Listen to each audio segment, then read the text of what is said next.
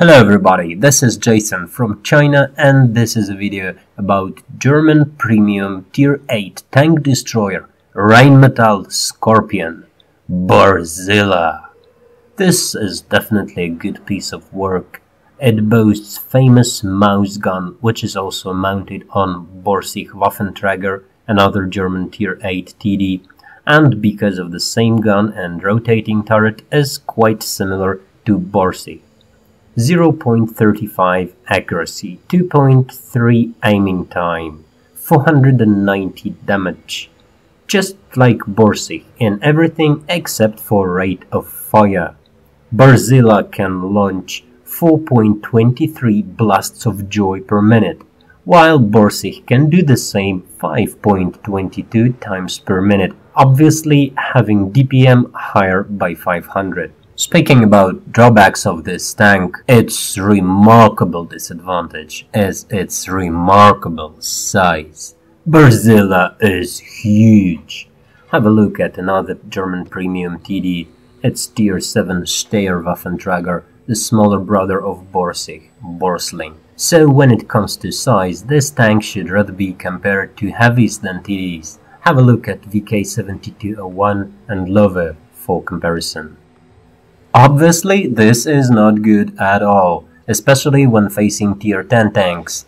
They have super accurate guns and maximum spotting range, so you can expect to be spotted from 440 meters and get shot and penetrated immediately, because though this tank has Panther's hull, it's actually Panther Light, with most of Panther's armor plates removed.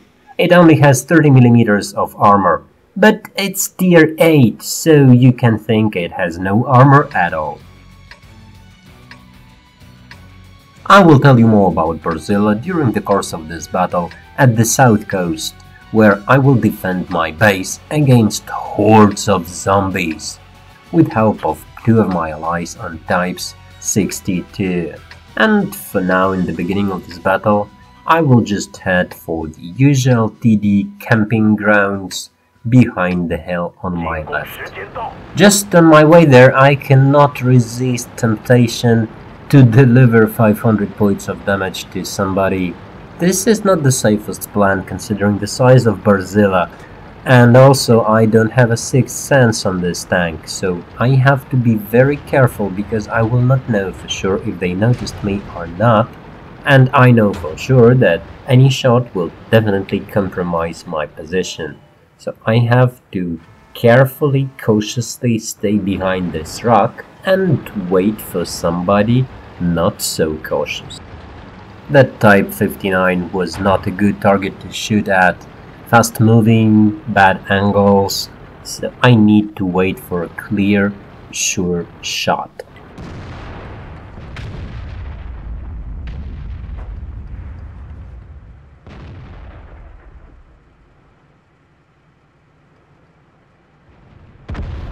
Tier 9 Waffle looks like a good target to shoot at, so I just need to wait. It's not ready yet, but it will be.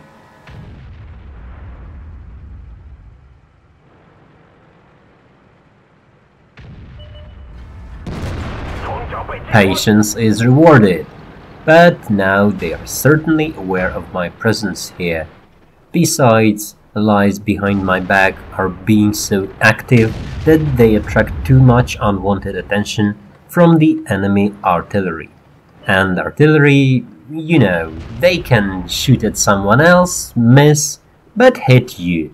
So this is not a safe place to stay, and I need to proceed to the camping grounds as originally planned.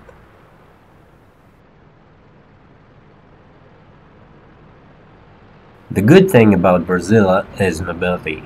It's not so obvious in this episode. I'm moving uphill over the rough terrain, but for 38 tons of its weight it has pretty good engine and can achieve maximum speed of 65 km per hour.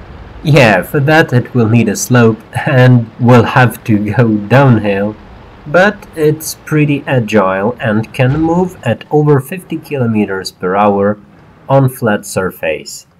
And you will see at the end of this battle that sometimes it can prove to be pretty useful.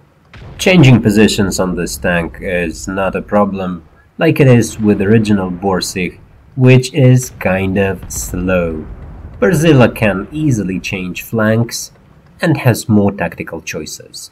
However, on this particular map, I don't have too many places to go to, and in this particular case, staying here doesn't seem to benefit me too much.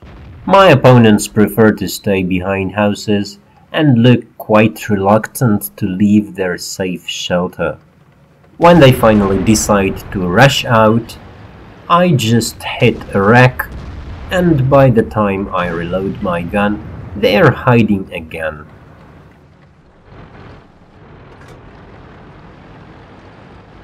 I'm going to stay here for another while, hoping for another shot or two, but at the moments like this you start realizing that things are just about to go wrong. And though the team is still strong and the allies are still numerous, but they are everybody somewhere else in some other places. They are doing something useful, probably, but in some important area, in one of the directions, enemy manages to group up their forces and push through your lines, and somehow, suddenly, you realize that in that area you just run out of teammates.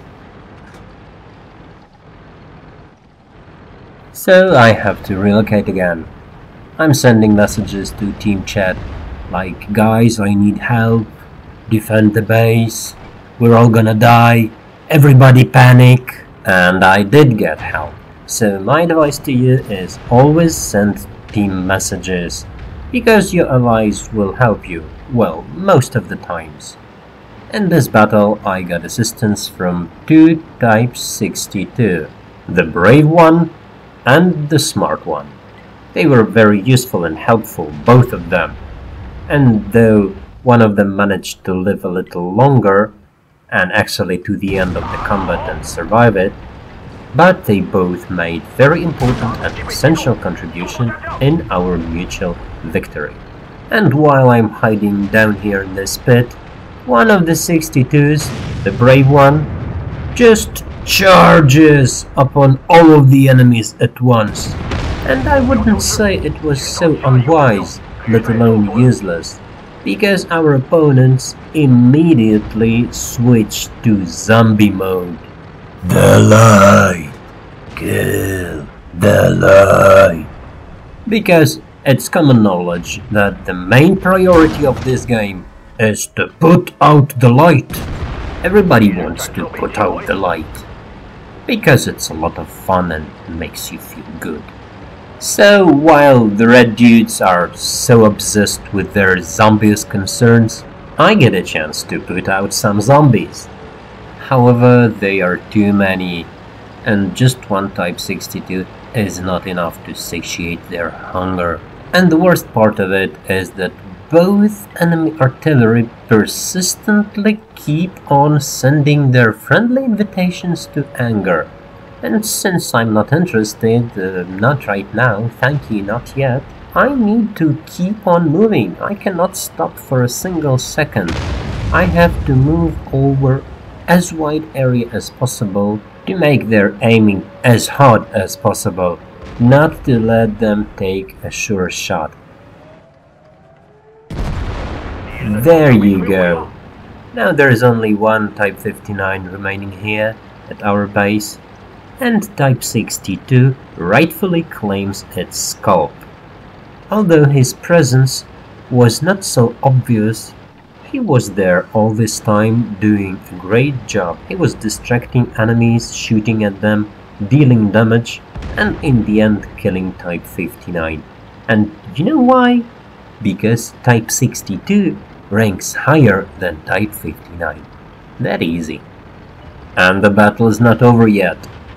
Those our allies who were advancing on the enemy positions all this time finally advanced far enough to get themselves killed.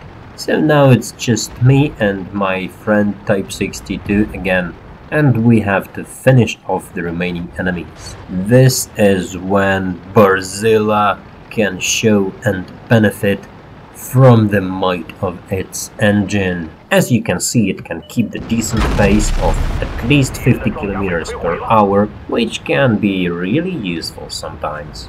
The friendly artillery gets one of the red ones, and two remaining red ones have about 450 health points remaining. That's just exactly as much as I want them to have.